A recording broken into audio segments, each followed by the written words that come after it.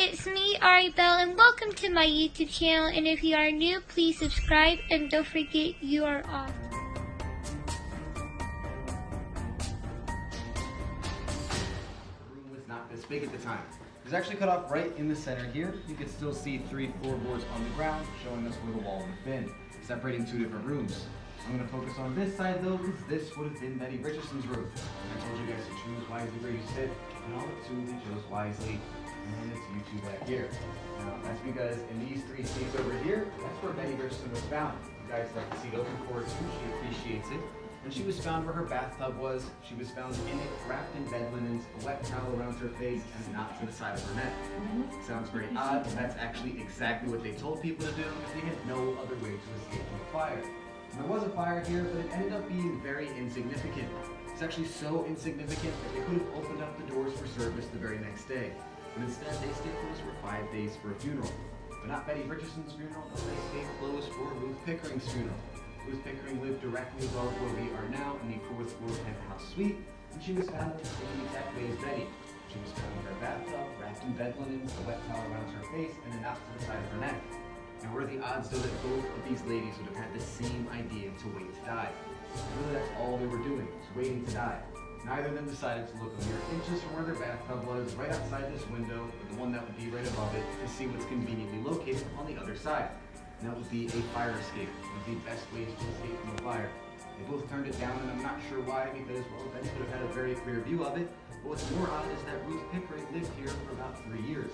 So she should know what's right outside of her bedroom window. Also, on top of that, she was very good friends with the owners of the hotel, and Marjorie Kinnan Rawlings actually said in the St. Augustine Record, which is our newspaper here, that Ruth Pickering used to use that fire escape almost every single day to go up to the roof to sunbathe. So Ruth knew exactly where it was, exactly how to get to it, and still we're supposed to believe she thought it would be smartest to wait it out in her bathtub.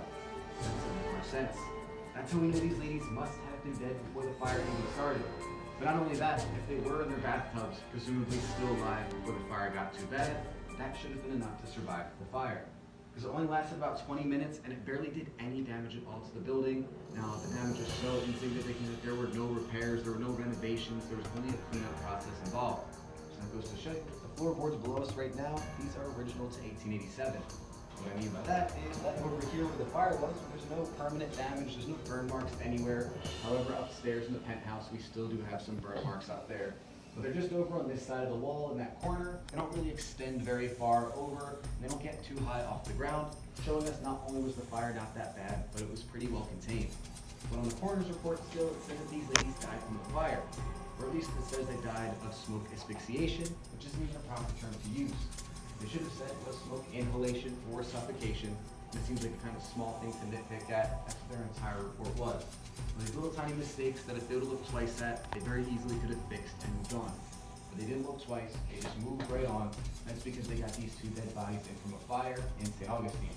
It's a very safe city today, and even safer back then. So they decided not to look too far into it, and they wrote these off as 2 unfortunate casualties. However, that's exactly why you're here tonight. We're going to figure out exactly what happened, and our next stop on the tour will be Mr. X's room. But before we do head on, if you guys do want to take pictures in here, I strongly suggest it. This is my absolute favorite room to do so in.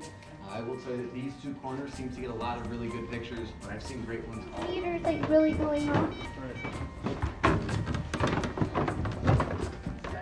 They didn't think much of the way he signed it. They just thought that he's a wealthy businessman, didn't want to be bothered, so that asked him any questions, he just headed right up to his room. Shortly after, though, a young lady comes in the same doors and she signs in under her real name, Betty Richardson.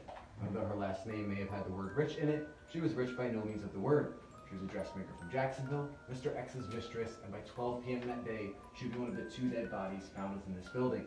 That's exactly what we'll be going over. First, we're going to find out where they were found, and second, where they were killed. And our first stop on the tour will be Betty Richardson's room. I really hope that y'all enjoying spooky season. I know I am. Don't forget you're awesome as always, and I'll see y'all in my next video. Bye, y'all.